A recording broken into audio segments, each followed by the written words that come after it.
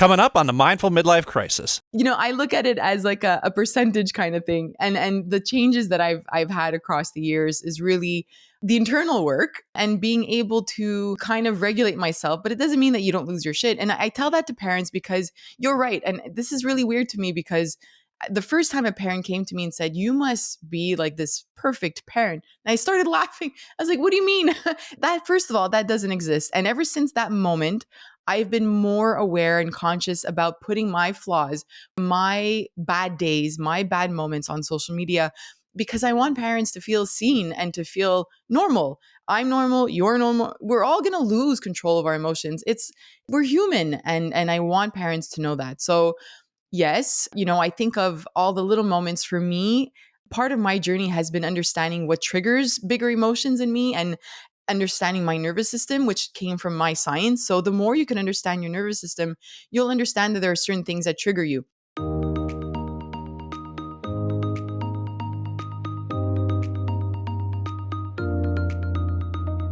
Welcome to the Mindful Midlife Crisis, a podcast for people navigating the complexities and possibilities of life's second half.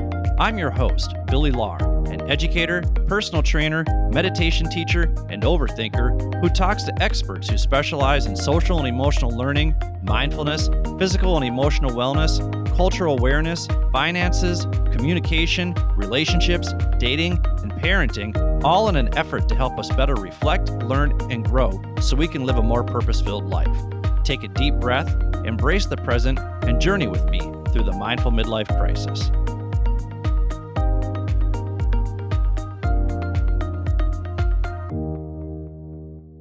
Welcome to the Mindful Midlife Crisis. I'm your host, Billy Lahr. Thank you for tuning in wherever you are. The purpose of this show is to help others navigate the complexities and possibilities of life's second half with more curiosity, compassion, openness, and awareness, so you can take inspired and intentional action to jumpstart your life. I do this in two ways. First, by sharing how cultivating my own daily mindfulness practice over the last 10 years has helped me navigate the trials, tribulations, and successes of my own midlife crisis. And I'm teaching you how to navigate life more mindfully through my virtual mindfulness sessions.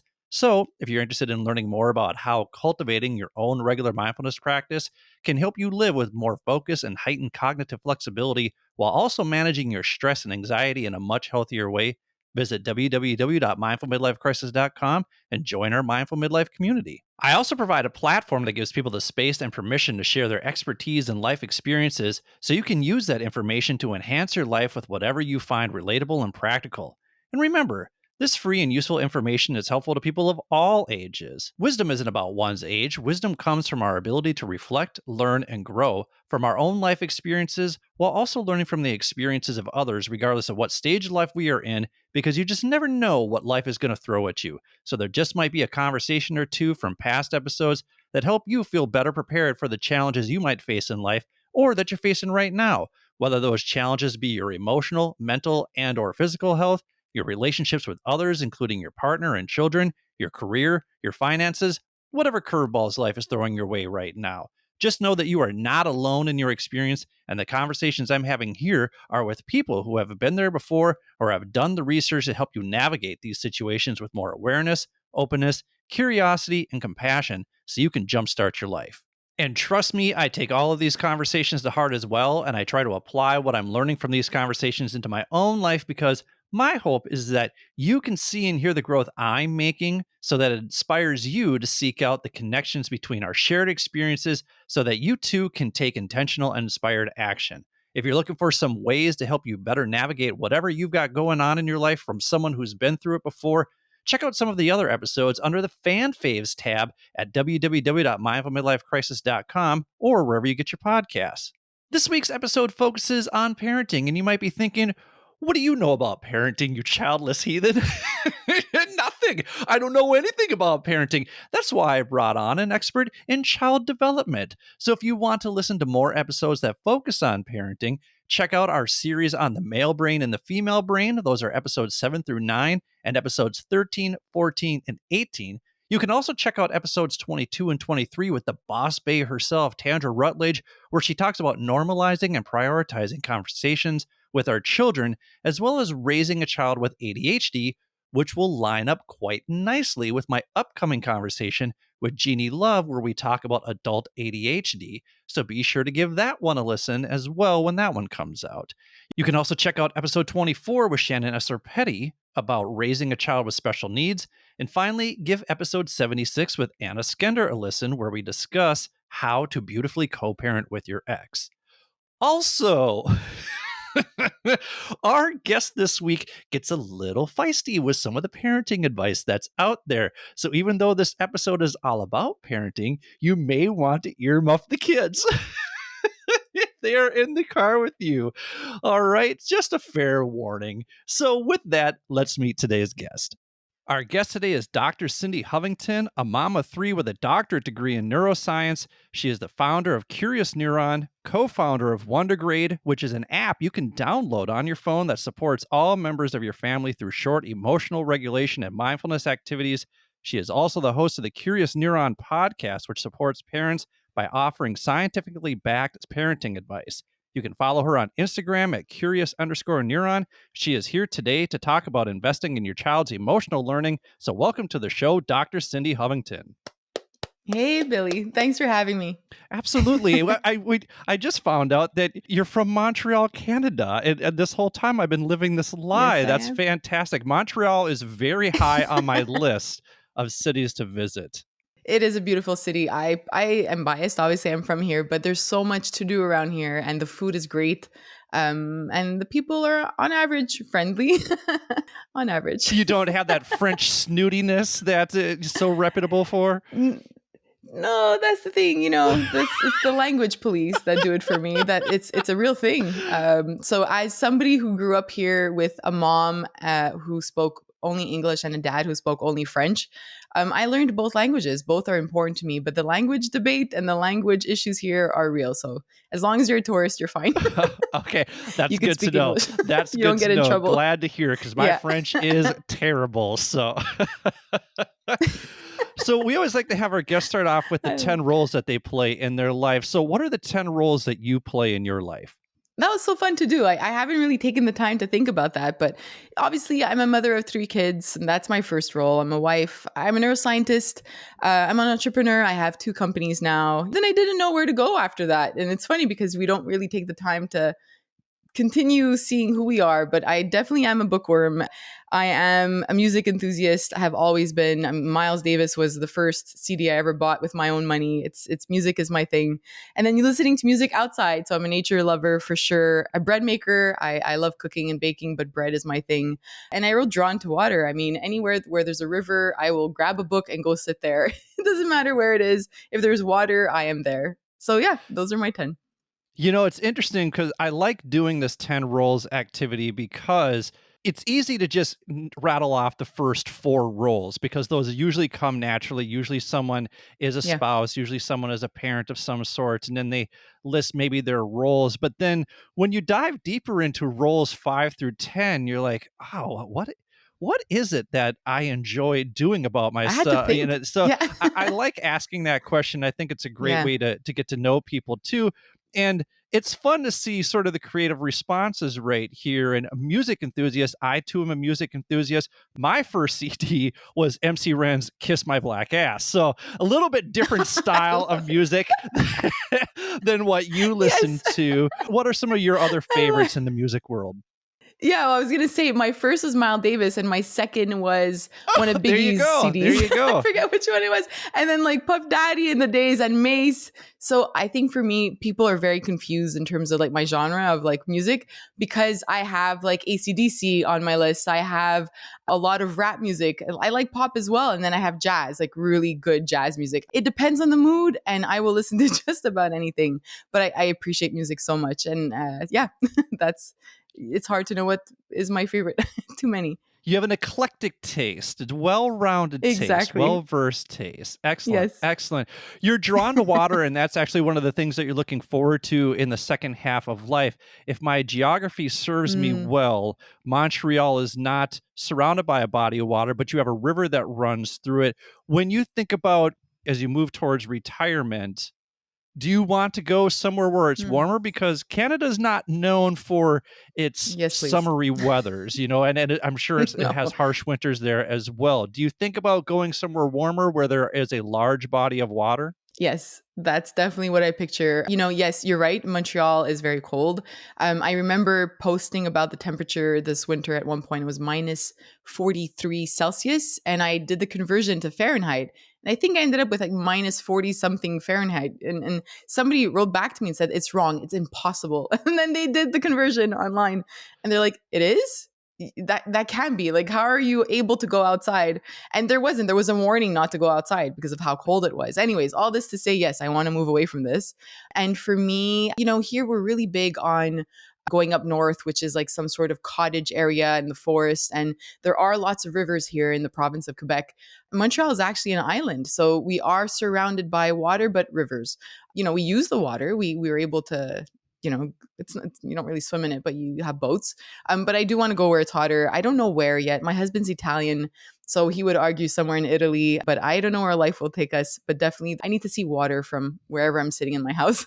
Hopefully, I I'm feel hoping. like Monaco is a good spot for the two of you. It seems like a happy medium Oh yeah, between both. Italy Yeah, and France. So you can. yes, I feel like I've solved this for you already. All right, yeah. fantastic. I'll Thank you. take the There spare you go. bedroom in Monaco when you get there. Yes, yes. You're also looking forward to being a mother and a wife in the second half of life. And it seems like your work is very much connected to these two roles Mm, and helping others regulate themselves emotionally so that they can be mm, better parents, so that they can raise emotionally healthy children, so that they can be emotionally healthy spouses. So, how often do you use your neuroscience background to your advantage to maintain senses of civility in the house? every day. It's been yes, and I wrote that for the second part of my life, because I will forever obviously be a mother and a wife, and I look forward to sitting comfortably with those roles because right now it's mixed in with owning companies and work and all of that, and the other five, like you mentioned, the bookworm and music and all that, like just being able to sit and read a book is really very rare that I can do that. So I'm looking forward to the second part of just being really into being, having those roles. And I do use the science a lot. I use it every day. But what's interesting is that I knew the science coming into parenthood, but I didn't realize that I wasn't applying it. And there was a lot of unlearning and a really long journey for myself that allowed me to be where I am today in the sense of having more control over my emotions, and my kids see it too. They recognize the difference from, a couple of years ago to now. My husband has as well. And to have those, and we're going to talk about this, but emotions play such a big part in our lives, not just as parents, but in relationships, in friendships, in our careers. And if we can have more control over emotions and know how to cope with stronger emotions, we do build stronger connections with people around us. So taking that science from my PhD and starting to apply it as a parent, and then realizing I had to unlearn a lot and then relearn some things, that changed everything for me. I'm sure a lot of people who follow you see you as some form of super parent because you have this background. But do you have any moments where you just nearly lost your shit on your kids? Every day. Same answers before. So every day I'm applying the science and every day I'm losing my shit. That's basically the answer. I look at it as like a percentage kind of thing. And the changes that I've had across the years is really the internal work and being able to kind of regulate myself. But it doesn't mean that you don't lose your shit. And I tell that to parents because you're right. And this is really weird to me because the first time a parent came to me and said, "You must be like this perfect parent," and I started laughing. I was like, "What do you mean?" That, first of all, that doesn't exist. And ever since that moment, I've been more aware and conscious about putting my flaws, my bad days, my bad moments on social media because I want parents to feel seen and to feel normal. I'm normal, you're normal. We're all going to lose control of our emotions. We're human, and I want parents to know that. So yes, I think of all the little moments for me. part of my journey has been understanding what triggers bigger emotions in me and understanding my nervous system, which came from my science. So the more you can understand your nervous system, you'll understand that there are certain things that trigger you. For me, it's noise. Noise triggers me beyond anything, not just like a TV in the background kind of noise, but it has to be like an accumulation. So by 4 or 5 p.m., when you've been home with 3 kids, there's a certain, your system is not as regulated as it was at 8 a.m. So the more I became attuned with that, because I realized I was yelling more around that time and snapping, which wasn't in my character. The more I became aware of that, then I changed those things. I changed those habits of mine by saying to my kids, okay, turn the TV off. And if they run around, obviously, then I lose it. But then, finding activities that they can do, they can help me with dinner. They could play with Play-Doh. They can color or paint, something that just brings the level of noise down. And that helps me regulate myself. So I've become more aware of my system. That's like the little mini things. But for me, the biggest change was after I had my first child, where she was about 2 years old. I had just given birth to my second child. And I lost it on her. I yelled for absolutely nothing. Like, she was just coloring and she kept asking about something and I got frustrated. And that's when I realized that I needed to start the work on myself. And really, even if you know the science, it doesn't matter. We have so much unlearning, like our childhood impacts our emotions. Either if we have trauma, it impacts our emotions. Whether our parents acknowledge our emotions will impact our emotions today as an adult. So there really is a lot that we have to be mindful of. And that's why, although I started talking about emotions for parents, for their children, now I realize I'm talking to the parents themselves and helping them with their children. Well, it's that blend of vulnerability and neuroscience that we want to dive deeper into today. So, what we're going to do is we're going to take a quick break. And when we come back, we're going to continue talking to Dr. Cindy Hovington. Thank you for listening to the Mindful Midlife Crisis. Thank you for listening to the Mindful Midlife Crisis. If you're enjoying what you've heard so far, please do me a favor and hit the subscribe button. Also, giving the show a quick 5-star review with a few kind words helps others find and benefit from this podcast just like you are.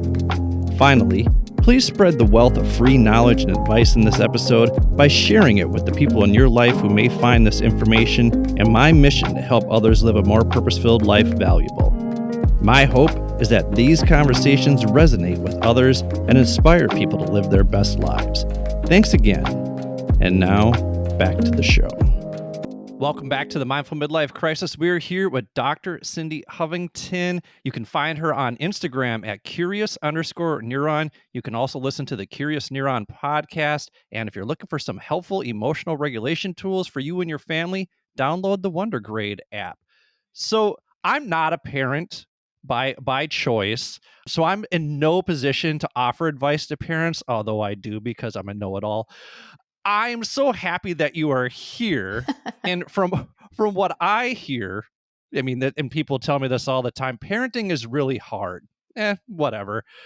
So based on your expertise and your research, what are the majority of parents doing right when it comes to nurturing their children's emotional needs? I love that question. And it's good for us to start with that positive because sometimes I think as parents, I had polled my audience on Instagram and 67% of parents said that they felt they were really messing up their kids when it came to emotions. So let's start with the good stuff, right? Like, how are parents really helping their kids? And we've seen a big shift, I think, back to how I was parented and how my parents were parented. And there's a big shift between that time and our time right now. We now know how important it is to connect with our kids and to allow them to express emotions. So that's a really big difference right now that I'm seeing in parents.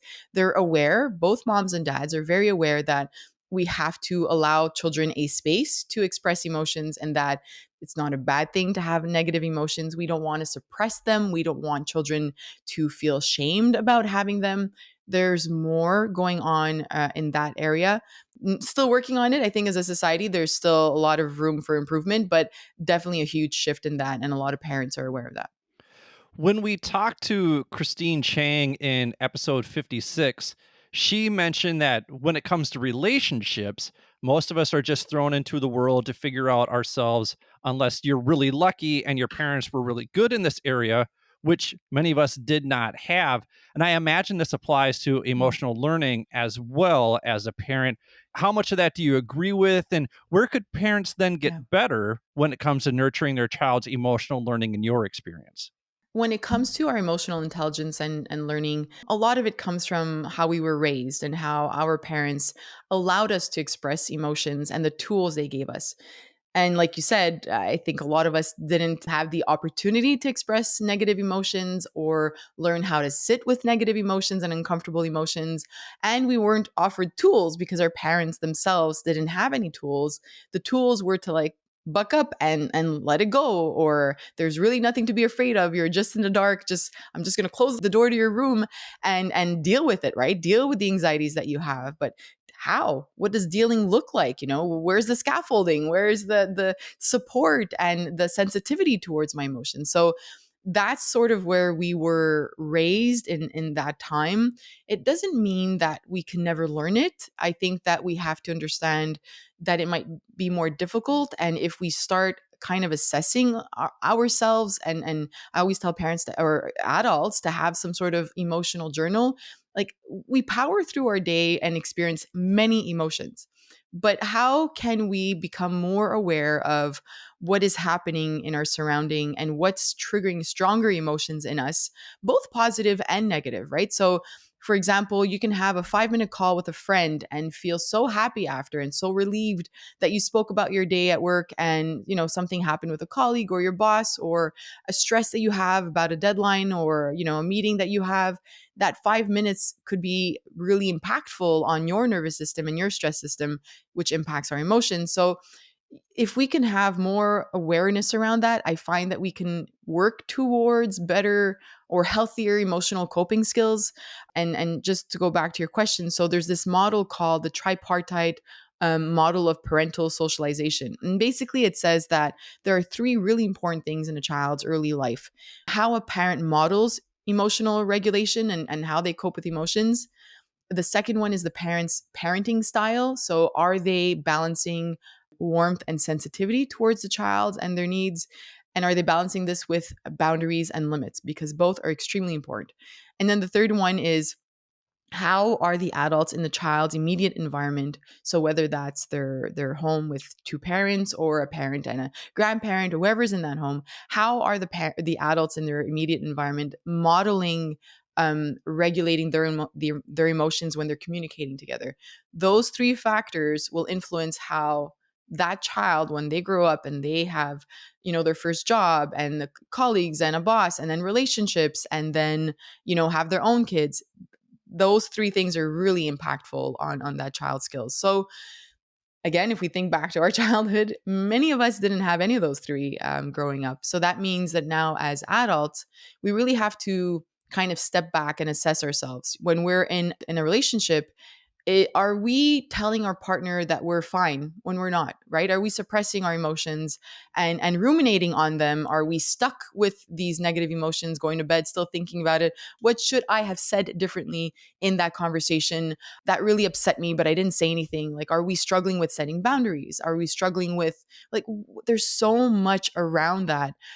Mark Brackett, Dr. Mark Brackett from Yale, I believe, has a book called Permission to Feel. And that's a really great place to start. He has this really simple acronym called RULER, and you could Google RULER as well. And he allows us to understand what are the steps towards being emotionally intelligent and being able to regulate our emotions. And the first one is recognizing it. And I think many of us have to really start at step one, recognizing emotions. And that's why I talk about this emotional journal, right? Like, really looking at your situations during the day and saying, well, when my boss said that, it stirred this kind of emotion in me. Or when my sibling called and said, you didn't do this with mom or dad and you should have done, then I had these strong emotions or these very minimal emotions. But just recognizing the different intensities of them, which emotions come up during certain events or situations, how many emotions come up during certain situations or events, right? It doesn't have to be just one.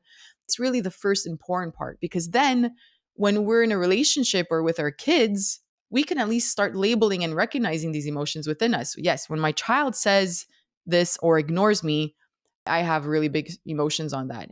you can start the work and figure out why, right? Like it could be because you felt ignored or whatever. We don't even have to go back into our childhood, but just in that moment, what's causing you to feel a certain way? When your child, again, is ignoring you, do you feel that you've lost power? Is that important to you? And all of a sudden you feel triggered and you yell because you think you've regained the power. Why are you acting that way? And also emotion regulation has to do with both internal and external. So we're going to feel something internally and we're going to behave or express it externally a certain way. It could be by yelling, it could be our body language, it could be change of tone in our voice. We have to be aware of that. It's so complex. And that's why a lot of us, we didn't get many of these tools. So taking the time to at least recognize your emotions during your day is an important first step. When you look back on your own childhood, what was that Mm. experience like, and how much of that, I guess, behavioral conditioning and learned parenting behaviors do you apply now, or are there things that you had to unlearn? Are there things that your parents did really well where you're like, "Oh, that was a good parenting tip. I'm gonna make sure I use that when I have kids." And are there some where you're like, "Oh, I would never do that?" I don't know how to put it besides saying my childhood was a fucking mess. I don't Okay. know. I'm sorry. I could say it again without swearing. I don't know, but it was a No, no, disaster. no, no, no. Um, I think you've nailed it right there. So, when it comes to emotions, look, I was raised by, and this is not their fault. So, because again, they never took care of themselves. And I literally had this conversation with somebody over the weekend.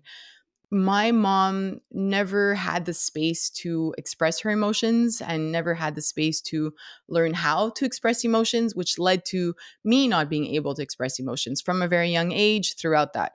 I had to nurture her when she was having negative emotions because she didn't know how to cope with them. So I have no ill feelings towards it, but it led to me having to parent her, right? Like to take care of her and be very aware of how you say certain words and how it triggers that in them.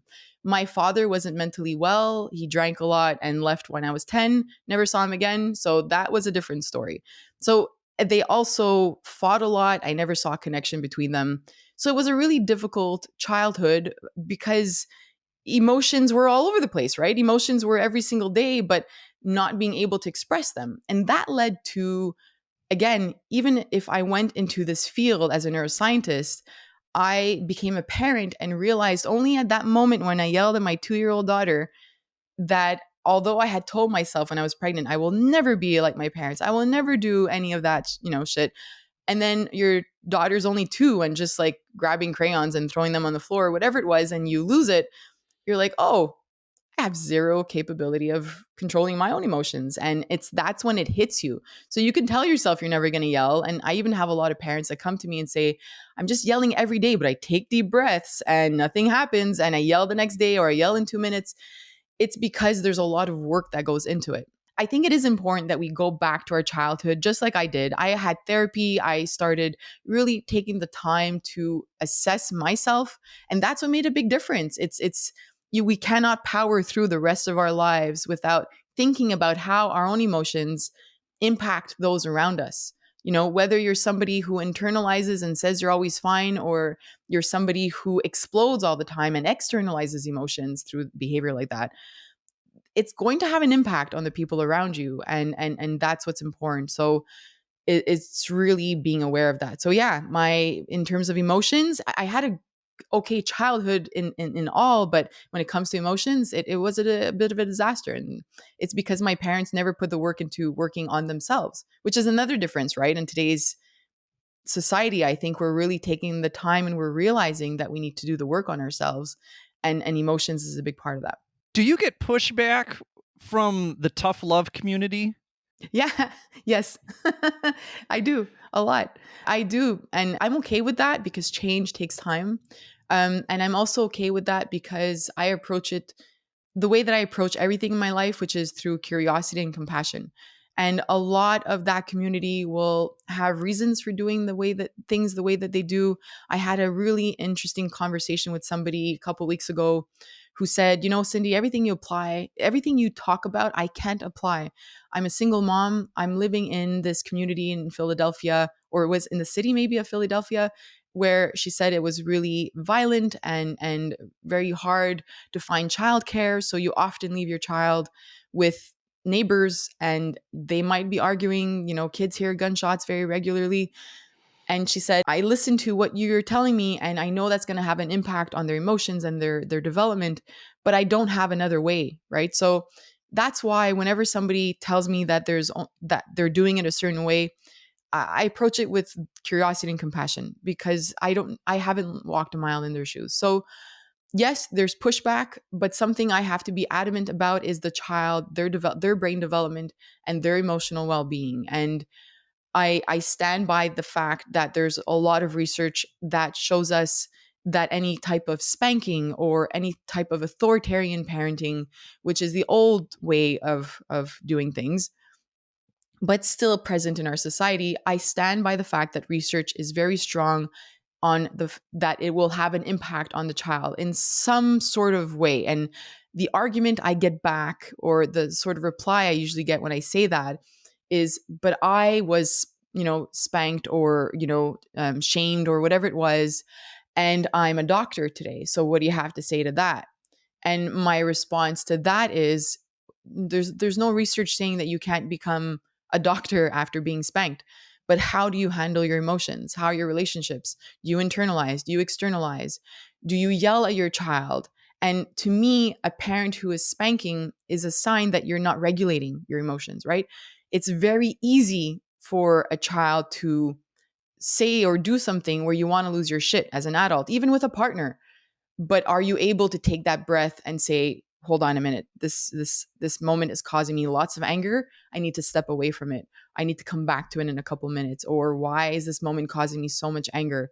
I'll address that later tonight when I journal or when I'm by myself, but right now I need to address the fact that there's a human in front of me that needs me. And if they're hitting their sibling, there's an underlying emotion to that.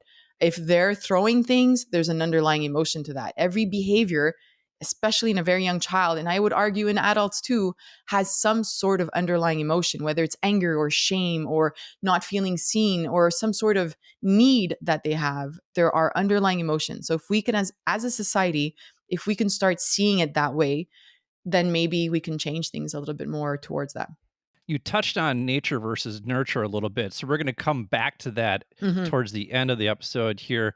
I wanted to talk about this because I thought this was a really interesting post on your Instagram. You posted that parents often come to you to ask for assistance in helping their children cope with anger and anxiety, but very Mm-hmm. rarely do they ever ask you to help their children sit with sadness. Yeah. So, why is it so important for children to learn how to sit with sadness? And how do you help parents teach their children to sit with sadness? Thank you for bringing that post up. It's one of my favorites, because it is a common question, or like it's something that I had noticed in the past couple of years. I think that parents come to see me for the anger part and worry too, but the anger because it's very easy to notice it and to recognize it and to be annoyed by it or frustrated by it as a parent, because anger will present itself in a child by hitting or screaming or scratching a sibling or throwing something or stomping their feet and yelling. And we're very quick to label that as terrible twos or tantrums. And, yes, the anger is there. We're seeing the behavior and we're annoyed about that behavior. But how are we supporting that emotion? So, yes, that's what I hear. But here's why I addressed that in the post. Because if we ignore sadness, if we tell our child there's really nothing to be sad about right now, just, they could be sad about such small things to us that seem insignificant. They ask for a blue cup and we give it to them and all of a sudden they're sad. And you're like, well, I don't understand because I gave you literally what you asked for. Or, disappointment, which I'll kind of put in the same category. But all of these sort of negative, uncomfortable emotions, we are told to quickly move past them and to find ways. Like I've seen parents too, and I've done it a few times with my babies when they were small too. They start crying and you're like, you take a little rattle and you're like, look at this, look. And you try to distract them from that uncomfortable, sad emotion. Not that it's damaging to them, especially when they're small, but as they get older and they feel sad, we want to scaffold what it looks like to move past it. You can sit with it for a little while. I don't have to change your mind right away. I don't have to change your thoughts or whatever it is in that moment. If you're sad because you wanted, I don't know, the blue bike at the store and they only had red and you ended up with red and you're disappointed or you're upset about that, I can talk you through it. As a parent, what I suggest is give them opportunities to speak about it. We often, as parents, whether it's a pet dying, a family member dying, something uncomfortable, something that happened to our kids, we don't want to talk about it because we don't know how to talk about it and we don't know how to help them sit with that sadness, right? So it's usually like, well, I hope I don't, if I don't talk about it, I hope they don't bring it up, and then maybe they'll move past it. But what we have to do is actually bring it up. I had interviewed somebody for my podcast who was a specialist in kind of talking to kids about like somebody who has a chronic illness in the family or a death in the family. And they said to bring it up like on Saturday mornings, not at nighttime, because then a child could kind of ruminate and sit with that really uncomfortable feeling of not knowing or that sadness. But on a Saturday morning, when they have all day to think about it, come back to you with questions, and then you can have conversations throughout the weekend. Find moments to speak to them about that sadness. Don't ignore it and hope it goes away, because that won't give them the outlet. And what it will teach them is when you're sad, you need to find ways to move past it, whether it's with food or something, that will make you feel happy in that moment. We don't want that. We want to avoid that kind of habit. So it's really important to talk about it. It sounds like the goal is not to comfort your child, but to give them an No. opportunity to process it. Exactly. Yes. Not to say that you can't, if they need a hug while they're crying because their dog, passed away, that's okay. But don't ignore it, and don't say like, let's go have an ice cream, we'll forget about it, it'll be fine tomorrow. No, you want to avoid that. You really want to take the time to say, you want to go for a walk and talk about it, or let's talk about the memories of that dog, like what did you like doing with that dog, or what makes you the saddest right now. It's okay to have those moments when they're sad and to sit with the sadness, stay with it if you need to, and then move past it at your pace. I want to give you an opportunity to go on a rant about why you dislike the phrase the terrible twos. Thank you. I don't know how to I'm not sure how to say this in a quick rant, because I think adults have terrible twos. I'm in my terrible almost 40s. I'm in a couple days and weeks. Like, we all have those moments, and I think it's so unfair to label a kid who has a brain that's just developing. The amygdala, the emotions part of the brain. You said rant, so sorry, but you see the emotions being stirred in me right now, actually. So the amygdala, the emotions part of the brain, is developed when they're born, but the amygdala speaks to the frontal lobe behind your forehead to say, hey, I'm feeling super mad right now. What do I do with this anger? And the frontal lobe only finishes developing when we're about 25 years old. So if you have a 2-year-old, the brain is just starting to understand what to do with it. So we, as the parent, we have to act as their frontal lobe. So what we're labeling as terrible twos is basically a brain that's learning how to regulate its emotions, and it's going to learn it from us. And when we label a child as a brat or a pest or, oh, not another tantrum, we're not going to handle their emotions and be supportive, like I had said before, being sensitive and warm towards our kids. We're not going to respond that way because they're terrible. They're brats. So if we can change that in society, if we can abolish the word terrible twos and see it as like teach me twos, right? Like that's the time that they really need us to teach them. Now we're going to be supportive towards children. But until parents are calling or saying, if they continue using terrible twos, I posted about this too, then I will call myself terrible 39s and terrible 40 and terrible 41, because we all are. We are all terrible. There, I'm done. My rant is over. Well, let's shine some love then. Let's extend some love here. So in episode 15, my former co-host Brian on the bass and I talked about understanding your partner's love language. Do you see validity in understanding your child's love languages? And if so, at what age do you think these become apparent? Day one. So from the moment, it's true. From the moment your child is born, you will notice a temperament. I have 3 kids. I call the first one air, the second one water, and the third one fire. because it really describes their temperament very well. And from the moment the child is born, you'll notice that they respond certain ways, to needing you or to certain events. And especially when they become, when they're in their toddler years, 18 months, 2 years old, 3 years old, now you're even seeing it more intensely, where you can see certain situations that trigger emotions. So if we could start being more attuned to them, I don't know what the word would be, but there is some sort of emotional language for each child. I've always been more sensitive, and there are kids that are more sensitive, and that's normal. There are moms and dads that are more sensitive, and we're starting to use that language a little bit more, and that's good. We need to understand that everybody will deal with emotions very differently. There isn't a one size fits all. So if somebody offers you some sort of fix it solution that they say, like, this will make your child stop their tantrums, or this will help you as an adult like completely be in tune with your emotions and fix everything, it's not true. There isn't a one size fits all. You really have to be attuned to yourself to know what triggers you and what causes you emotions, what kind of emotions, what intensity. And we need to do the same with our kids. So it really comes down to us being sort of like this emotional detective. Mark Brackett talks about like the emotional scientist in all of us, and really tuning into that. And I agree with it. It has to be some way of us really recognizing our child in terms of how they cope with emotions. And once we understand that, then we can offer them better tools. Well, let's do this. We're going to take a quick break, and when we come back, we're going to continue diving into the neuroscience of parenting with Dr. Cindy Hovington. Thank you for listening to the Mindful Midlife Crisis. Thank you for listening to the Mindful Midlife Crisis. New episodes come out every Wednesday to help you get over the midweek hump. If you'd like to contact me, or if you have suggestions about what you'd like to hear on the show, visit www.mindfulmidlifecrisis.com and click Contact Us. While you're there, don't forget to sign up for the newsletter. You can also click on the show notes for links to the articles and resources we reference throughout the show. If you want to check out my worldly adventures, follow me on Instagram at mindful_midlife_crisis. My hope is that my trials, tribulations, and successes will inspire you to take intentional action to live a more purpose-filled life. And while you're at it, remember to show yourself some love every now and then, too. Thanks again. And now, back to the show.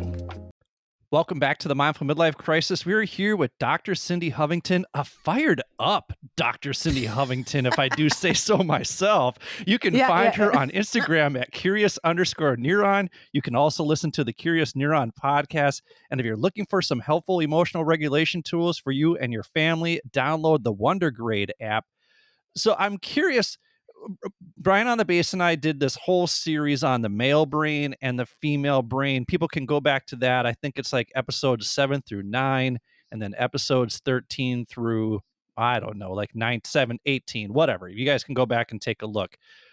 But we found those fascinating. And Brian is a dad of 3 boys. We had my friend Judy Goslin on, who is a mom of 2 young ladies. She talked about how she sees her girls, and Brian talked about the chaos of having 3 boys. And what's funny is his boys are very different in a lot of ways. I'm wondering, is it fair to examine the differences in behavior in boys and girls when we talk about brain development and, in correlating that with them becoming adult men and women so objectively, so binary, as long as we consider nuance and context and individualism? Is there something to this brain science? Because it sort of feels like a controversial topic to say that men have this brain and that's why they behave this way, and women have this brain and that's why they behave this way. I'm curious to get your thoughts on that. So no, I don't think we should be comparing boys and girls or men and women when it comes to emotions. There's a difference because of how we're raised in society, and that's what's going to influence how we respond to our emotions. But there's some research that shows that men are more aggressive in terms of expressing their emotions, and there's some research that shows that men have more cortisol, like higher levels of cortisol or stress hormones, because they're not expressing their emotions, and women do express emotions more. But now there's a study that came out in 2021. And what they did is they looked at the brain structurally in terms of the different parts of the brain, including the amygdala and emotions. And it was a 3 decade long meta analysis. So they looked at 3 decades of functional and MRI studies, fMRI and MRI, and looked at how do the brains of these men and women function differently when it comes to emotions. And there were no differences. It was a 1% difference, so something insignificant. And I think it comes back to that conversation and that how I talked about the brain before and how it forms. The amygdala is the emotions part of the brain, and it talks to the frontal lobe, and it's the first couple of years and their environment that will teach a person or a child how to cope with emotions. So that is an environmental thing, and that comes back to the nature and nurture thing too. So their environment will shape how they learn about their emotions, how to cope with emotions, how to move past these emotions. But when it comes to the structure, there are no differences. And when it comes to the functionality of the brain, there are no differences. It's really about the environment and what they're around. And there's a temperament thing too. I didn't look at the temperament part of it, but when it comes to structural differences, there are none.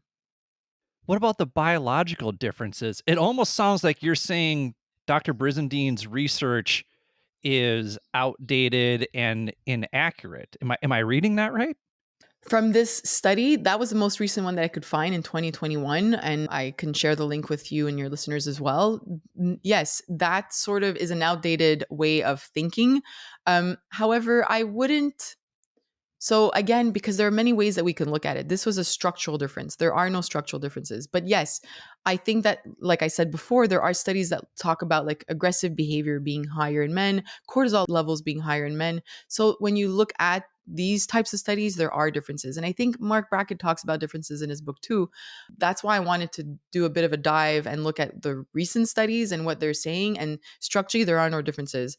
I really do think that when it comes to emotions and our ability to regulate emotions, we need to look at it as an individual thing. Again, because temperament will have an impact on that, and our upbringing. If a child happens to be in an environment where there's an adverse childhood experience, which is any type of trauma or abuse or neglect or household dysfunction like an incarcerated parent or divorce, all that will shape their ability to regulate their emotions, and all that will have an influence on their mental health. So there are so many factors in a child's early environment that will influence that. It's really at an individual, I would say. And I'm sure this could be a good argument with many other scientists or researchers, but I think we're slowly starting to see that we have to stop looking at it as, we'll deal with emotions this way with a boy or girl. Yes, boys will I have two boys and a girl, and there's definitely a difference. Even if I'm trying to create the same environment, they have differences, but it's their temperament. They were literally that way from birth. And I try to approach helping them with their emotions the same way. I don't know how they'll be later on, when they're adults, but that's what I'm trying to do, like to really see them as an individual. Do you feel like the flood of testosterone and the flood of estrogen into boys and into girls Mm, plays any role in the emotional development and how the brain processes emotional development? Because you've said structural development yeah. here a couple of times. Yeah, So exactly. I'm Yeah. just curious more about the biological development, or are they not mutually exclusive? No, that part I didn't look into. I was just looking at this structural difference. Yes, I would think that there would be a difference. And I think that would have an influence on how they cope with emotions. But again, it's so heavily based on, so there is that biological difference, but I don't know how significant it is when you take into account the environment, right? Like you can have somebody, and I look at my children too. You can have a child that is extremely sensitive to the environment, or another child that, like the one that I call fire, that just like snaps from 1 second to the next. But I've seen the changes as you're applying those emotion regulation skills. Like the one that I call fire today, as he was playing with his sibling, he's like, I'm really sorry that I yelled at you before. And I was like, oh, this kid's 3.5 years old.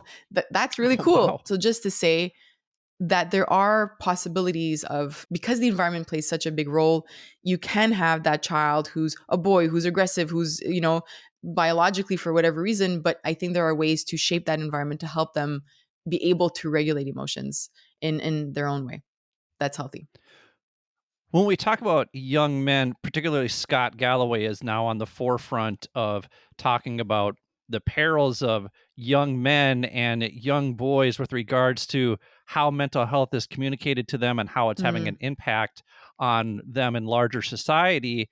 I'm fearful for the future because there doesn't seem to be a balance in how we communicate emotional regulation. It's either boys don't cry or we're sitting around in a yeah. circle singing kumbaya.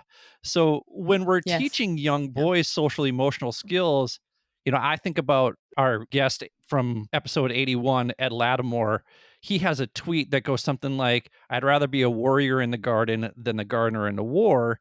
And when we talked to Pradeep Sangha in episode 67, he talked about how to develop more mindful alpha males. So, how do we achieve this balance in Mm. communicating emotional regulation to boys so that they are mindful alpha males, or is that not an objective?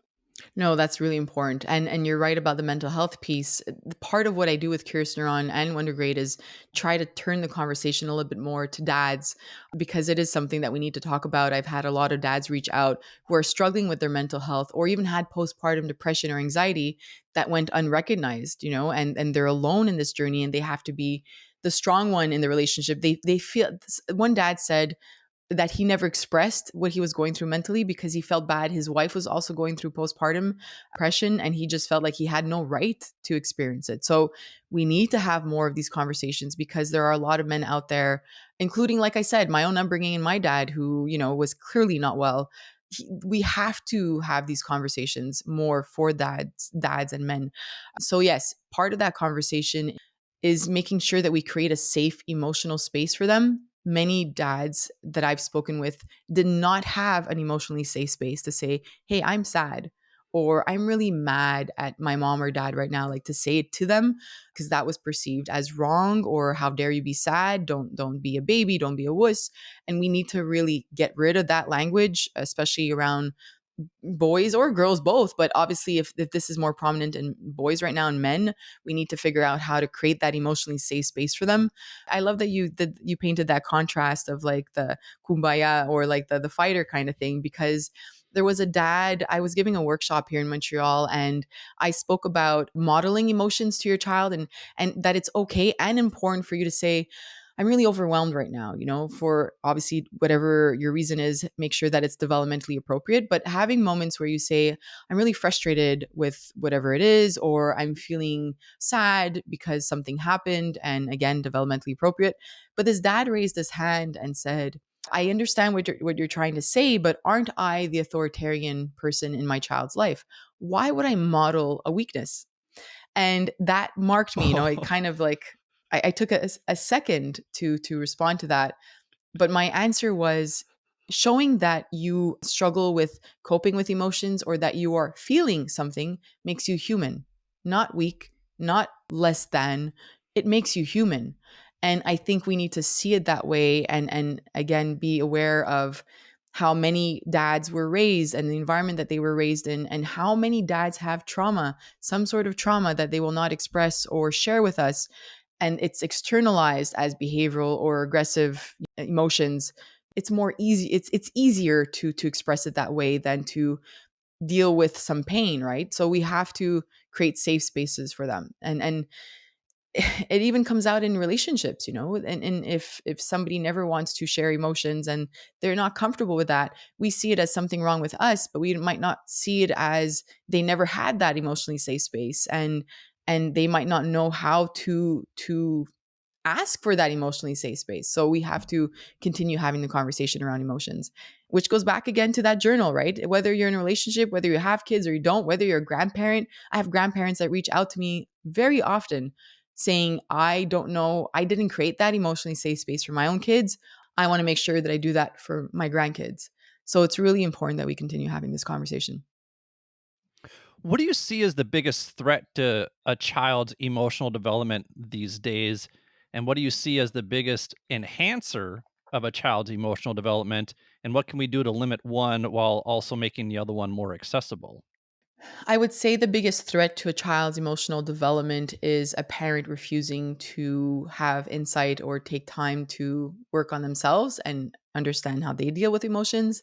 And I feel that we're really quick to put out a lot of band-aids out there, whether it's some mindfulness apps. And I mean, I have an app, but we cover the family. But any app that says like, here's the bedtime calm down kind of song or tool, and your child will, it's better for their mental health. Sure, it is, but it's a very quick fix, and it's not an overall thing. And even programs, I've spoken and worked with some counselors or consultants in the United States and in Canada that work specifically on social emotional skills in schools and social emotional learning, because it's very big right now coming out of the pandemic, and nothing gets done at home. So what happens? Well, you are implementing these science-backed programs, Castle and all of these big programs in schools. And then a child is going home and saying, I feel sad. And a parent saying, well, here's some ice cream. Let's move past it. Or a child is misbehaving and they're being disciplined, rather than a parent taking the time to say, what is going on? What happened? There was a mom that I spoke with recently, and they had moved country, and her daughter was behaving very differently and being disciplined, like, you don't speak to me that way. How dare you speak to me that way? Like this 11-year-old child, like pre-puberty, okay, you're being like a jerk, like, how could you speak to me that way? And then the mom, who had been doing a lot of work on herself, kind of stepped back and assessed the whole situation and realized, okay, let me just go create that emotionally safe space for my child. And the child said, I'm so mad at you. You took me away from my friends. You took me away from my teachers. You took me away from everything that I love. For what, right? Like, why are we here? And then that allowed them to cry together, to connect, to bond. And for the mom to say, I hope you see that there's a reason for it. Trust the final, kind of goal for this, but it will be difficult in the next couple of weeks or months. I guess the answer to your question is both is the parent. A parent working on themselves will create that very safe emotional space for a child that will learn how to express all their emotions. But a parent who's not doing the work will create a space that is not comfortable to express emotions, which will lead to a child not knowing how to do that later on in their lives, with colleagues, with partners, with their own children. So the parent is a big piece. What do you say then to the parent who says, I just don't have the time or energy to put into this because I'm a single parent, and how am I supposed to Yeah. work on myself when I have to keep one good eye on my child and what the other good eye on working on myself? So how do you help Mm. parents balance, okay, you need to work on yourself Mhm. so that you can be a pillar of emotional support for your child as well? Obviously, there's work that could be therapy, and there's work that could be reading books and taking courses, but let's bring it back to the minimal thing that you can possibly do, and that's just being more aware and more attuned to emotional situations. So, and again, I was raised by a single mom, so I saw what the not doing the work led to. And all I would want a parent to do is, when you wake up in the morning, I could only think of Mortal Kombat. Mortal Kombat. I that's what I played when I was young. But the sort of meter that it's green, yellow, and then you get punched again and it's red, and then you get kicked and it's like flashing red. So, but if a parent could think about that when they wake up, and that is your dysregulation meter, right? And the nervous system being dysregulated means your nervous system for some reason feels out of control, and nervous system being your brain, obviously, but you feel out of control, or you feel unsafe or unseen for whatever reason. If you can just picture that sort of meter, whatever the name of that is, in your mind when you wake up, because waking up isn't a new day, it doesn't mean fresh emotions, right? Emotions can carry over from the night before. And what happens is that we're powering through these days without any awareness, without being attuned to our own needs and our own emotions. But if we wake up and we say, where am I? Am I in the green zone? Am I in the yellow zone? Am I red? Am I red flashing? So if you wake up and you're in the green zone and your child loses their shit during breakfast for whatever reason, or spills the milk, then you're going to have a lot more control of your emotions. You'll be like, okay, you don't speak to me that way, but I see that you woke up on the wrong foot. Let's just get out of here, whatever it is. But if you're in the yellow zone, you might snap at them, or if they spill the milk, you might yell at them, and you realize only after you yelled, I shouldn't have yelled. What was the point of that? But I did, because I wasn't in my green zone. My nervous system wasn't fully regulated. That means that if you're in the yellow zone, take a pause. Don't respond right away to your child or partner. create a space between their action and your reaction. And if you can do that, then you have time to speak to yourself. I'll use myself as an example. If I had an argument with a family member and I go to bed, I often wake up still dysregulated. I'm still uneasy. I'm not in my green zone.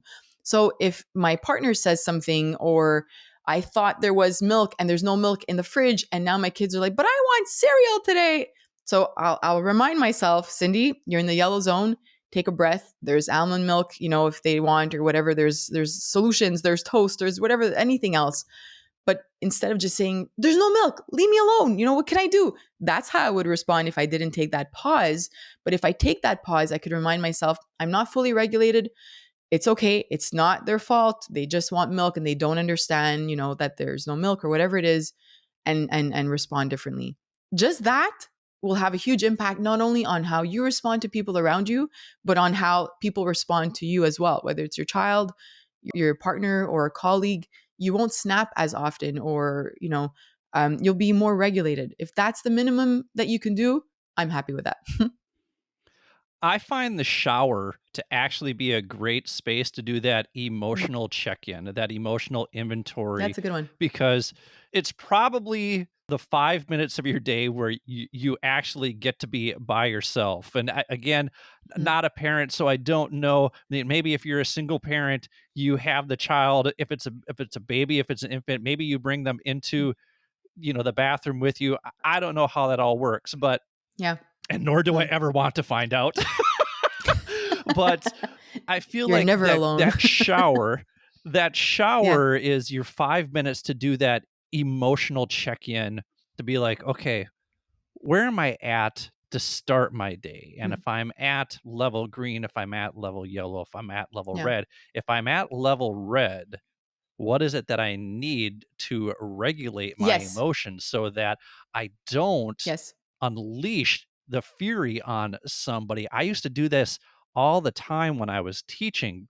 It took my mindfulness practice in order to help me recognize the somatic experience of it, where I started to feel what an anxiety attack felt like, so that I could identify it and say, oh, you're starting to have an anxiety attack right now. And I'd have this whole dialogue going on in my head where I'd say, all right, so now you're starting to have an anxiety attack. You're still teaching. They have questions. You can't lose your shit on your students. So how can you keep this anxiety at least where it's at? You're not trying to shove it down, but keep it where it's at, so it doesn't get to a point where you start getting frazzled, you go into fight, flight, or fright mode, that sort of thing. So we talked about that somatic experience in episode 34 with Brett Hill, The Language of Mindfulness, if people want to check that out. I'm going to get you out on this. If nature and nurture were fighters in Mortal Kombat, which one would win? Nurture. You gave a definitive response. Yeah. Yeah. The environment, right? Like, the environment plays such a big role, and we see it.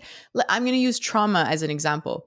Dr. Bruce Perry talks a lot about this. And if you have a child who has experienced trauma at a very young age, those who have moments of connection, those who you can put inside a community of whatever it is, whether it could be cultural, religious, or just some sort of community where they feel seen, that is healing to the brain. So to me, that shows us that there is a really huge impact to the child's environment and how we can heal as a society, as an individual, and so on. So yeah, the environment.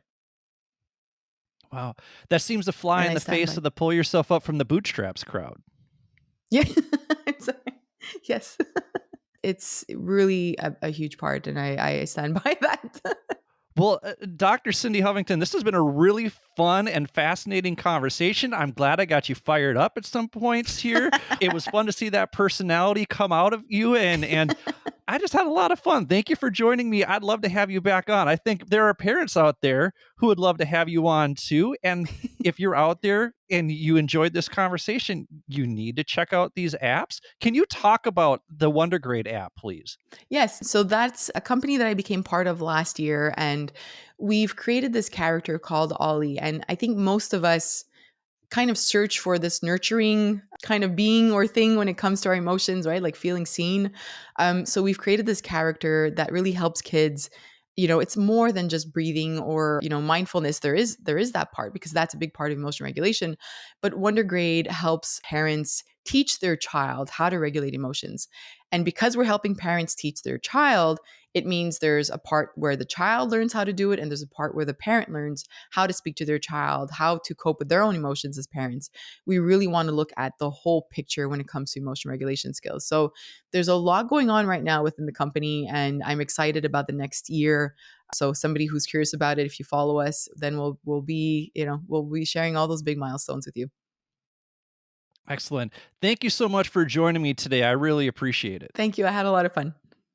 Hey, if you enjoyed this week's episode, be sure to look in the show notes for all of Dr. Hovington's contact information, as well as links to the episodes I referenced at the beginning of the show. Oh, and don't forget to subscribe to the show wherever you get your podcasts so you never miss an episode. If you're an Apple listener, you can do that by clicking the plus sign in the upper right-hand corner. If you're a Spotify listener, click the follow button and then click those 5 stars under the cover art to show the show some love.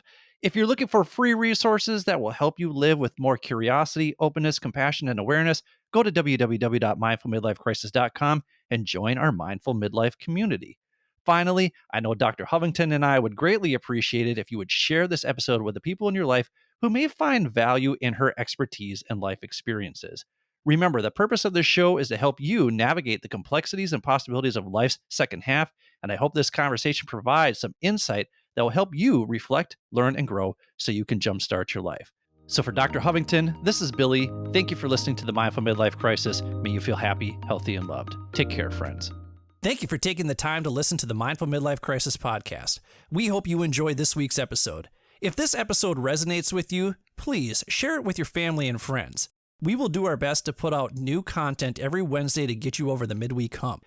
If you want episodes to be downloaded automatically to your phone each week, all you need to do is hit the checkmark, subscribe, like, or follow button, depending on what podcast format you're using. While you're at it, feel free to leave our show a quick 5-star review with a few kind words so more people like you can easily find our show. If you're really enjoying the show and you want to help us out, feel free to make a donation to www.buymeacoffee.com/MMC podcast. That's www.buymeacoffee.com/MMC podcast. You can also access the link in our show notes.